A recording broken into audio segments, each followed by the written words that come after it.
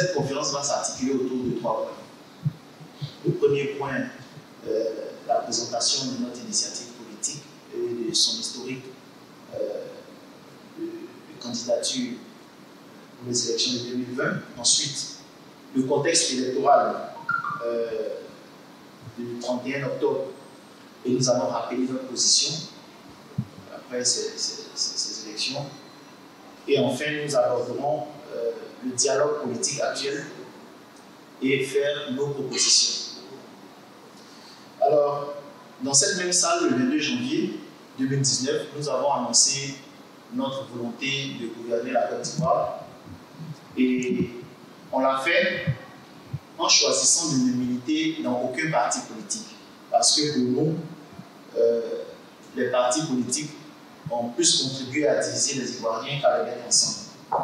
Donc nous avons choisi de nous porter directement candidat aux échéances électorales présidentielles. Et chaque jour qui passe aujourd'hui avec l'actualité politique reconforte notre position et notre volonté d'aspirer à ce nouveau départ que nous proposons. Alors, nous, aujourd'hui, l'initiative politique pour un nouveau départ en Côte d'Ivoire, nous restons totalement déterminés à gouverner un jour la Côte d'Ivoire. Mais en même temps, nous voulons garder une ligne de conduite politique cohérente. À cet effet, conformément à cette cohérence politique, nous avons renoncé à candidater pour les élections présidentielles d'octobre 2020. Et cela pour 3 raisons précises. Premièrement, parce que nous retrouvons farouchement cette idée de 3e mandature de la candidature du RHDP, en l'occurrence la candidature du président Alassane Ouattara. Et deuxièmement, parce que la commission en charge des élections en Côte d'Ivoire était déséquilibrée. Elle est encore et elle n'est pas du tout indépendante. Et troisièmement, parce que le principe de parrainage citoyen était incompatible avec le caractère secret ou bien le principe secret des votes aux élections présidentielles en Côte d'Ivoire. Donc pour cette troisième raison, pour le principe de parrainage citoyen, je voudrais m'attarder un peu là-dessus pour faire comprendre ce que nous retrouvons dans ce principe-là. Déjà en Côte d'Ivoire, nous n'avons pas une maturité politique, une maturité démocratique élevée. Et donc, demander à un citoyen ivoirien, électeur ivoirien, de parrainer un candidat aux élections présidentielles, c'est-à-dire permettre que ce candidat-là soit éligible en tant que président de la République. Pour cet individu qui est marqué politiquement, qui est d'un parti politique, ne peut pas choisir de parrainer un autre d'un autre parti politique.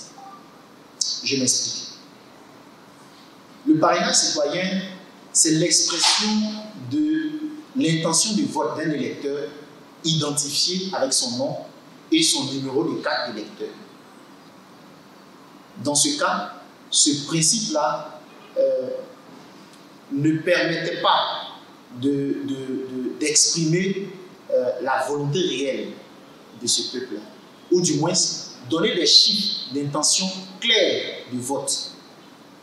Et ces chiffres-là, aux mains d'une commission comme la CEI, que nous trouvons pas très équilibrée, ces chiffres-là, aux mains de la CEI, étaient inacceptables pour nous. Alors, selon le déroulement de l'actualité politique, notre position s'est rapprochée de celle de l'opposition menée par le président Henri Konan Bédié et le Premier ministre Pascal Affi-N'Guessan, qui demandaient le report du scrutin du 31 octobre. nous avions soutenu cette idée. Alors, n'ayant pas pris part aux réunions stratégiques de mise en place et de mise en pratique du boycott actif, ce n'est pas faute d'avoir essayé. Le 31 octobre, j'ai demandé à tous les représentants, tous les membres du nouveau départ, dans toutes les localités du pays, de ne pas prendre part à ce scrutin, mais d'aller chacun dans leur bureau de vote, puisque nous n'avions pas de mandat pour être observateur de ces élections.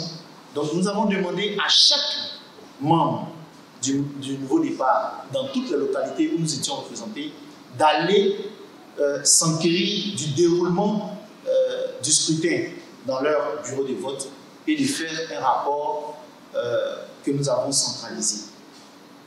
Donc, nous avons donc constaté qu'il y a eu un scrutin qui s'est tenu le 31 octobre, avec ce que vous savez. C'est-à-dire que par endroits, des élections n'ont pas pu se tenir. Par contre, dans d'autres, des élections, le scrutin s'est déroulé avec ce que vous savez.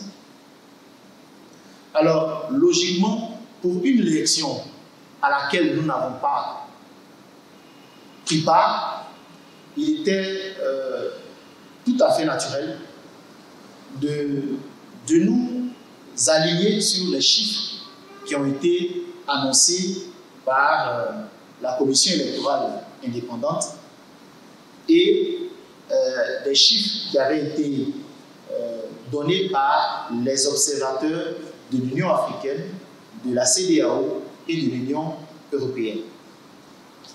Donc, ayant vu cela, nous nous sommes bien entendu exprimés le 3 novembre 2020. Nous avons donné clairement notre position. Et c'est cette position que nous avons rappelée. Alors,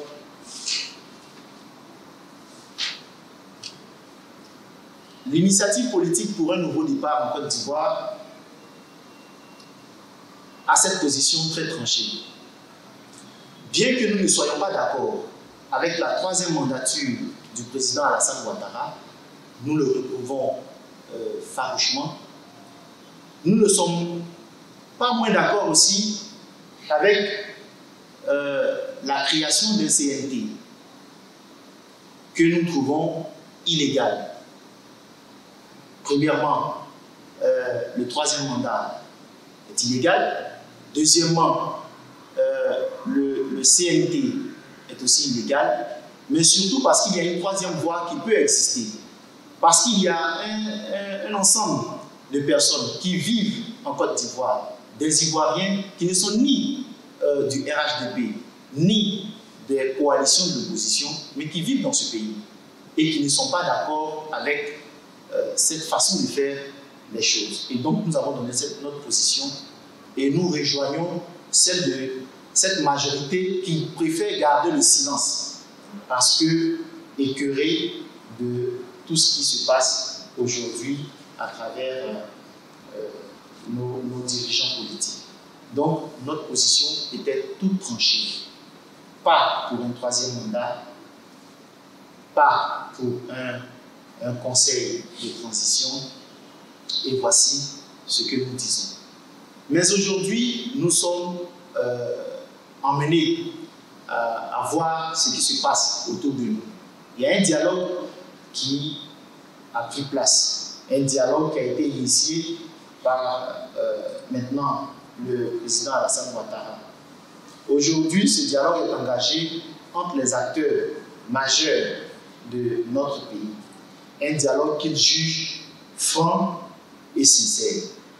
Alors, l'initiative politique pour un nouveau départ en Côte d'Ivoire estime que ce dialogue n'est ni sincère, encore moins franc.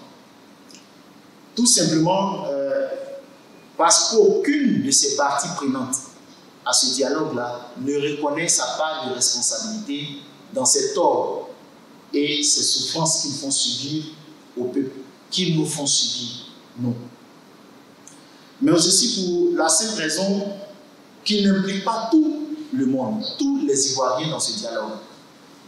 Si tant est que tous, autant qu'ils sont, se réclament, se battent et travailler pour l'intérêt du peuple ivoirien, ce serait tout naturel d'impliquer tout le peuple et non seulement deux parties. Ce serait beaucoup plus sincère et franc de le faire ainsi. Parce que bon nombre de personnes ne font pas partie des différentes formations politiques qui s'expriment aujourd'hui en Côte d'Ivoire. D'ailleurs, c'est seulement 7 millions d'Ivoiriens sur les 26 millions d'habitants en Côte d'Ivoire qui ont accepté de porter leur nom sur le listing électoral. 7 millions. Et le taux de participation annoncé par la CEI démontre que c'est autour de 54%, c'est ça? 54% de 7 millions d'Ivoiriens qui ont pris part au scrutin. Et c'est plus de la moitié de 7 millions de personnes. Donc autour de 3 500 000 personnes. Et ce sont ces 94% de ces 3 millions et quelques d'Ivoiriens qui ont porté leur choix sur le président Alassane Ouattara, tel que annoncé par les organes qui ont fait les observations tantôt soulevées. Donc, c'est dire qu'il y a plusieurs autres personnes, plus de 3 500 000 Ivoiriens qui ne sont ni pour ce troisième mandat, ni pour ce qui se passe, mais qui aspirent à vivre en paix. Donc, c'est pour ces Ivoiriens-là que nous prenons la voix aujourd'hui. C'est pour ces Ivoiriens-là que nous nous exprimons aujourd'hui pour dire que si vous voulez que ce dialogue soit franc et sincère, impliquez tout le monde dans ce dialogue-là. Parce qu'en réalité, ce dialogue n'est venu qu'après que le président Alassane Ouattara ait maintenu sa volonté de briguer un troisième mandat et après avoir conservé le pouvoir, a tendu la main au président Henri Konan Bédié et à la plateforme de l'opposition. Voilà la réalité. Mais c'est aussi le président Henri Konan Bédié, après avoir tourné le dos au président Alassane Ouattara, après que celui-ci ait rompu leur alliance de passage de témoin de pouvoir en 2020, c'est après cela que le président Henri Konan Bédié a engagé toute l'opposition dans une sorte de vendetta qui s'est résumée par la création d'un CNT. Et bis repetita, nous retrouvons encore, nous revoilà encore dans ces mêmes petits arrangements politiques qui, depuis des années, nous font souffrir. Alors, ce que je voudrais dire, c'est que nous, initiatives politiques, pour un nouveau départ, la lecture que nous faisons de la situation politique, elle est certes simpliste, telle que nous l'avons énoncée, mais cette lecture, c'est des faits, c'est factuel. Et donc, nous avons des propositions à faire. Mais comme on ne nous implique pas, nous nous invitons dans le débat et nous saisissons cette occasion de cette conférence pour en parler. Nous avons beaucoup de propositions à faire pour que ce dialogue puisse mettre fin définitivement à tout ce que nous vivons. Mais nous allons énumérer quelques-unes de ces propositions. Et si bien sûr le peuple intéresse vraiment nos dirigeants, ils permettront que nous puissions prendre part à ces échanges. Dans le cas contraire, on aura tout compris. Alors, L'initiative politique pour un nouveau départ en Côte d'Ivoire estime que pour arriver à une sortie définitive de la zone de turbulence dans laquelle notre pays a été plongé après le décès du père fondateur, alors nous pensons que à partir d'aujourd'hui, à partir de ce dialogue qui est en train de prendre place, que chacun reconnaisse sa part de responsabilité dans ces crises-là.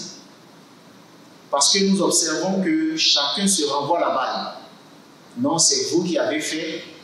Non, c'est toi qui as fait ceci. Et nous éludons ce que nous avons fait comme part de responsabilité. Alors que chacun reconnaît sa part de responsabilité. Que le président Alassane Ouattara reconnaisse sa part de responsabilité. Que le président Bédié et toute la classe politique de l'opposition reconnaissent aussi leur part de responsabilité dans ces crises que nous vivons. Surtout que chacun d'eux demande pardon au peuple ivoirien. Parce que si c'est le peuple, si c'est pour le peuple qu'on se bat, il faut que chacun d'eux demande pardon au peuple ivoirien pour avoir fait ces choses, toutes ces difficultés que ce peuple vit, tout ce malheur qui nous frappe et toutes ces souffrances que nous vivons. Ensuite, il faudrait que l'on laisse la démocratie grandir vraiment dans notre pays, parce que nous faisons un pas démocratique avant et nous faisons ensuite 2 pas en arrière lorsque nous n'arrivons pas à organiser des élections qui mettent tout le monde d'accord sur le choix qu'on fait. Parce qu'en réalité, en 2010, depuis que nous organisons les élections en Côte d'Ivoire, depuis 2015 jusqu'à maintenant, tous les résultats, toutes les élections que nous organisons sont toujours déséquilibrés, avec toujours une grande partie des Ivoiriens qui se retrouvent en train d'être mécontents et les choses n'avancent pas ici. Mais c'est le choix que nous avons fait, le choix de la démocratie. Et dans le principe de la démocratie, si 10 aveugles choisissent un aveugle pour gouverner et que dans cette population générale, il y a 1000 voyants, si ce sont les aveugles qui ont choisi, eh bien, nous tous on se plie à la décision de ces aveugles. Donc, c'est juste pour dire que laissons vraiment la démocratie grandir dans notre pays à travers la culture du débat constructif. Aujourd'hui, pendant les élections présidentielles, pendant la campagne, on était tous crispés et on n'a pas vu vraiment les propositions des uns et des autres pour les Ivoiriens qu'on voudrait gouverner. Nous sommes restés à se tirailler dessus et à parler de report. Et je saisis cette occasion pour présenter les excuses aux Ivoiriens de n'avoir pas pu imposer les débats d'idées, les débats constructifs aux acteurs politiques. Et ça, c'était de notre responsabilité et il faut qu'on le reconnaisse. Et ensuite, mettre fin à la gestion partenariste du pays par le maniement de la carotte et du bâton. Ça, c'est des choses que nous devons aussi permettre que cela s'arrête. Il y a encore plusieurs autres propositions que nous accepterons de transmettre et de proposer aux dirigeants actuels, si bien sûr ceux-ci acceptent d'inviter le peuple à la table de la négociation. Donc, voici ce pourquoi nous avons fait venir et nous nous soumettons à vos questions différentes. Merci beaucoup.